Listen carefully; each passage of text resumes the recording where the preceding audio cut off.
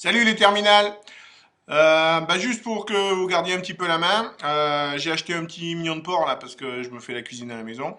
Je me suis dit que ce serait peut-être bien que je vous fasse un petit tuto sur comment dénerver et peler un mignon de porc et le préparer pour le mettre prêt à la cuisson. Alors, mignon de porc, hein, je vous rappelle, c'est le muscle qui vient du filet. Il y a deux parties, d'accord? Plusieurs parties sur le filet. On appelle ça la tête de filet, le cœur de filet et la queue de filet. Juste à côté ici, vous avez ce qu'on appelle, vous voyez, un petit muscle qui est détaché qu'on appelle la chaînette, qui est assez nerveux. Donc ce muscle-là, généralement, on l'enlève et on l'utilise dans les parures pour plutôt le mettre pour faire une sauce. D'accord? Là, vous allez regarder votre filet mignon et vous voyez qu'il y a des aponevroses sur le dessus. Donc, vous prenez votre doigt et vous arrachez, hein, vous tirez sur les aponevroses pour les enlever. C'est le meilleur moyen et c'est le moyen le plus sûr pour ne pas enlever de chair. Voilà. Une fois que vous avez fait ça, vous retournez, vous vérifiez. S'il y a un petit peu trop de graisse, j'enlève. Et je peux passer le dos d'un éminceur tout doucement, hein, je le passe.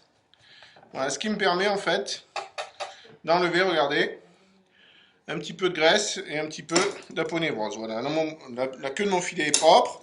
Là, avec mon couteau, je vais enlever le reste de la petite chaînette.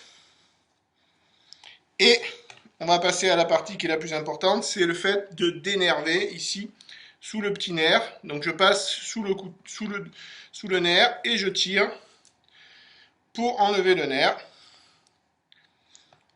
Une fois, deux fois et trois fois. Et normalement, j'ai enlevé tout mon nerf. Je vérifie. Là, c'est juste un petit peu de graisse. Hop, je l'enlève aussi. Voilà, mon filet est paré. Vous voyez, j'ai un petit bout ici de nerf que je peux enlever.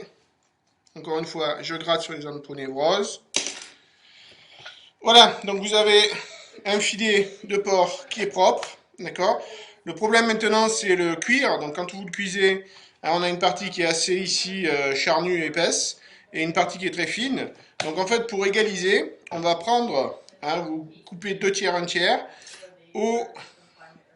là sur la queue du filet, et je coupe sans aller jusqu'au bout, et je replie. Et là, je vais avoir un filet qui va être prêt à être ficelé.